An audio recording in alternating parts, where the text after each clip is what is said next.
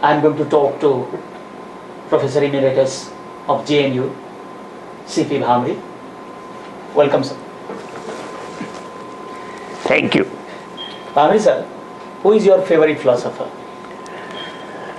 Karl Marx. Karl Marx is your favorite philosopher. Yeah. Good. Why? Karl Marx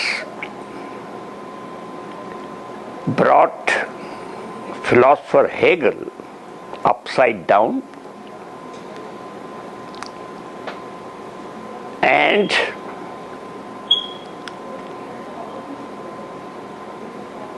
he gave us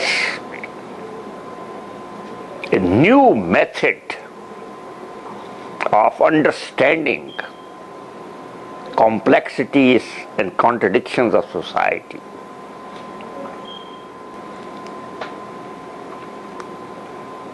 Materialistic interpretation of history and dialectical processes.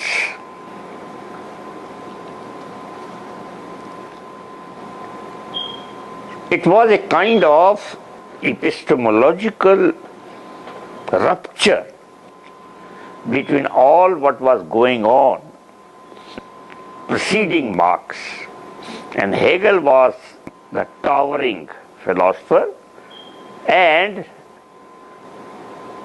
to put him upside down was something fundamental. So new way of looking at human society, asking new questions about human relations, interrogating the social complexities in a new way. That is what attracted me to Marx. For example, Marx told that politics, the state, does not hang in the air. It has to be solidly grounded on the material foundations of society. The productive system of society determines social productive relations. So social system, which is man created, no divinity, no one else, human beings create the whole social system. But this social, what is this social system? He said, human beings are the only species who have to produce before they eat. And for production, they need instruments, they need tools, they need skills, and as productive instruments change, as material instruments of production change, society changes. So, he taught me how to study transition in society. That is, to study transition from one stage to the other, you have to focus attention on the foundations of that society. What are those foundations? They are laid down on the basis of human beings' quest to create bread for them.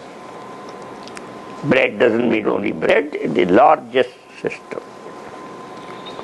In this process, because material instruments are important, In this process, because of material instruments, human beings produce more than they consume. So where does that surplus go? Who creates this surplus? This was something new.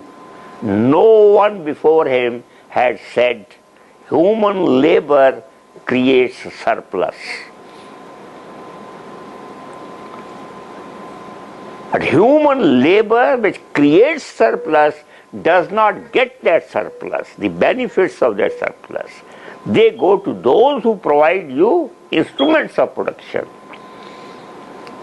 Because they say, we own these instruments which have facilitated in the creation of surplus. We have invested in this, we will keep it.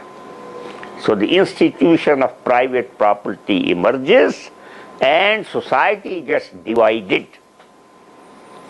Divided not on the basis of religion, not on the basis of caste, not on the basis of identities, but primarily on the basis of system of production and social relations which are the result of that production. Other things are interlinked. Now if you want to change society, because this society is then based on power of the property owners who are exploiting my labor, keeping and appropriating the surplus with them and becoming rich. So this society is fundamentally unequal. Inequality is not acceptable to human beings. Human beings are always searching for equal treatment, equal social order. Equality is the greatest urge. If this is so, the property owners are not going to surrender because of humanistic feelings or benevolence or charitable concerns to the labor. So in the process of production, your social consciousness changes. This change in social consciousness is a prerequisite for any revolution in society. Those societies cannot have revolution where social consciousness is tied with pre-capitalist or petty production economic system like caste or religion or identity or tribe.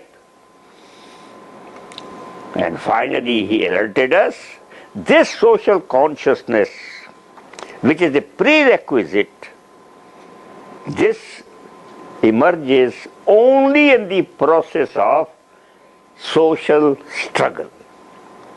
So struggle is the midwife. No one gives you freedom as a charity, you have to fight for freedom.